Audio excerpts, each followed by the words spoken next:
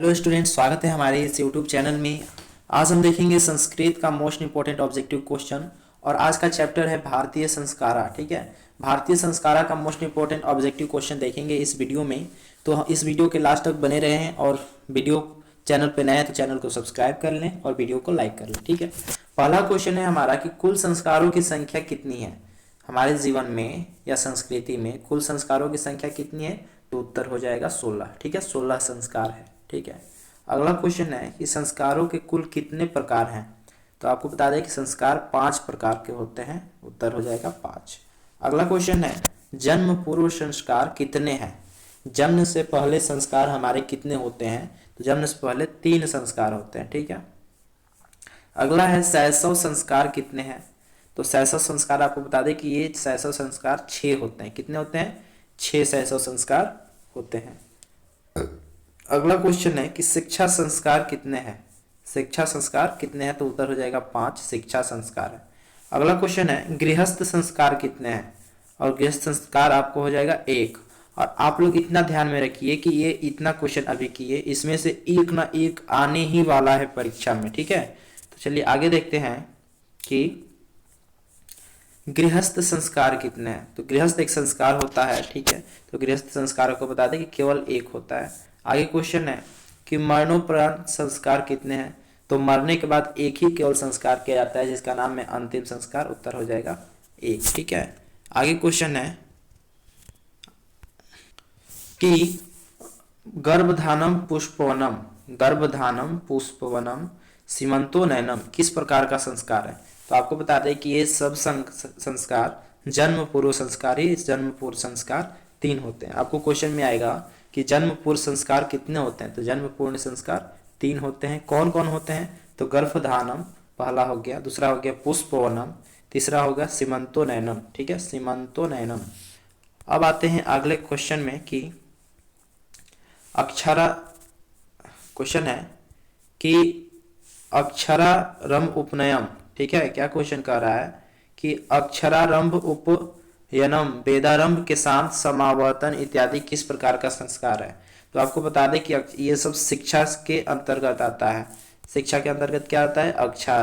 अक्षरारंभ उपनयनम वेदांत के शांत, ये सब क्या आता है? शिक्षा संस्कार में आता है। आगे आता है क्वेश्चन कि जात कर्म, नामकरण, निष्क्रमण, अन्नप्राशन, चूड़ाकर्म इत्यादि किस प्रकार का संस्कार है। तो ये सब संस्कार शिक्षा संस्कार है। ये शिक्षा संस्कार नहीं है। ये हो जाएगा 1 2 3 4 5, ये हो सकता है ये कंफ्यूजन में है। और ये आप लोग शिक्षा संस्कार नहीं होगा, ये थोड़ा सा मिस्टेक है। आगे देखेंगे कि शांत संस्कार किसके अंतर्गत आता है। तो आपको बता दें कि शांत संस्कार आता है शिक्षा काल के अंतर्गत, शिक्षा संस्कार के अंतर्गत। ठीक है, आपको बता दें कि चूड़ा कर्म, हाँ आपको यही बता दें कि ये जो संस्कार है ना वो आता है शैशवा अवस्था में। कौन सा? शैशवा अवस्था में। अगला क्वेश्चन है कि चूड़ा कर्म संस्कार किसके अंतर्गत होते हैं। तो ये सब शैशवा संस्कार में आता है। शैशवा अवस्था संस्कार है एक, उसी में आता है। मंडप का निर्माण किस संस्कार में होता है। तो आपको सभी को पता होगा कि मंडप का निर्माण विवाह में होता है। यह विवाह संस्कार है। ठीक है, आगे क्वेश्चन आता है कि कन्यादान किस संस्कार में होता है। तो ये भी उत्तर हो जाएगा कि विवाह संस्कार में ही कन्यादान होता है। ठीक है, अगला क्वेश्चन हो जाएगा मरने के बाद कौन सा संस्कार होता है। तो मरने के बाद केवल एक संस्कार होता है, अंतिम संस्कार, और उसका नाम है दाह संस्कार। क्या नाम है जी?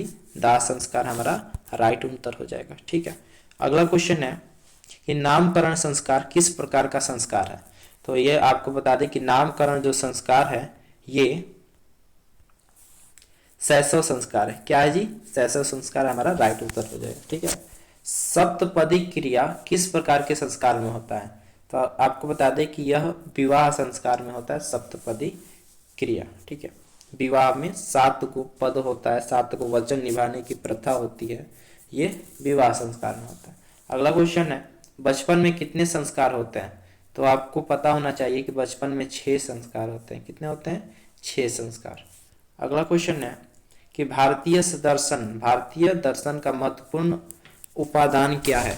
तो भारतीय दर्शन का महत्वपूर्ण उपादान है कि हमारे यहाँ संस्कार को मान्यता है। ठीक है, संस्कार हो जाएगा इसका राइट उत्तर। अगला क्वेश्चन है कि प्राचीन संस्कृति की पहचान किससे होती है?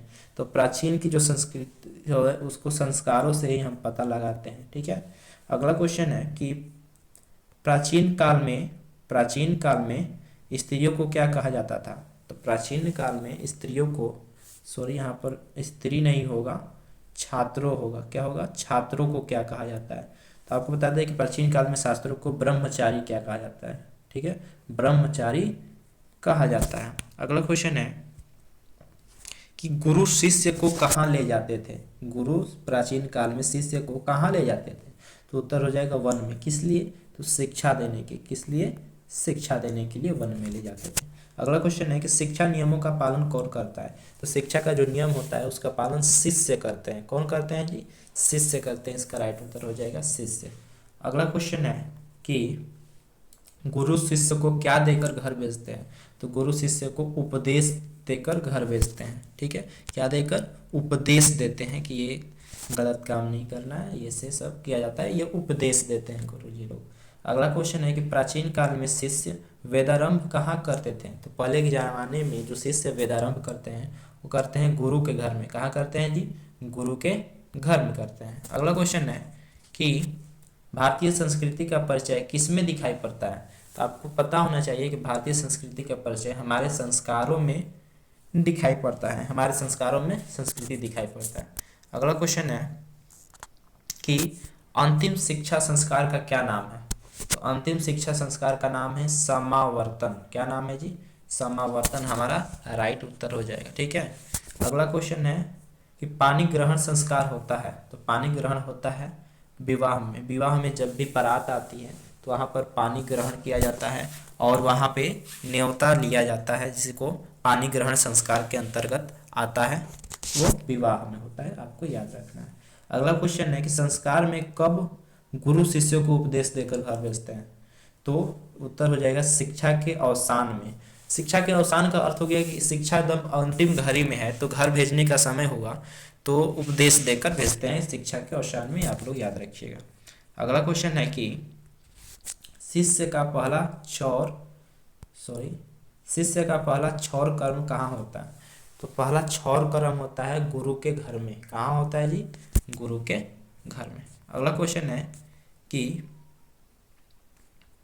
शिष्य का पहला क्षौर कर्म गुरु के घर में होता है। आचरण का निर्माण किससे होता है? तो उत्तर हो जाएगा संस्कारों से हमारे आचरण का निर्माण होता है। अगला है कि गोदान किस प्रकार का मुख्य संस्कार है? तो गोदान होता है किसान संस्कार। किसान संस्कार वो होता है जो गुरु शिष्य को अपने वन में ले जाते थे शिक्षा देने के लिए, तो उस समय गौदान किया जाता है, दूध पीने के लिए, गौ का सेवा करने के लिए। ठीक है, तो किसान संस्कार के अंतर्गत आता है। तो कैसा लगा हमारा ये वीडियो कमेंट सेक्शन में ज़रूर बताएं, और चैनल पे नए हैं तो चैनल को सब्सक्राइब कर लें और वीडियो को लाइक कर लें। मिलेंगे नेक्स्ट क्लास में ऐसे ही इम्पोर्टेंट ऑब्जेक्टिव क्वेश्चन के साथ। और हाँ, अगर कहीं भी मिस्टेक हुआ है तो हमारे कमेंट सेक्शन में ज़रूर लिख कर भेजें। ठीक है, और मिलेंगे नेक्स्ट वीडियो में ऐसे ही इम्पोर्टेंट वीडियो के साथ। तब तक के लिए धन्यवाद। जय हिंद।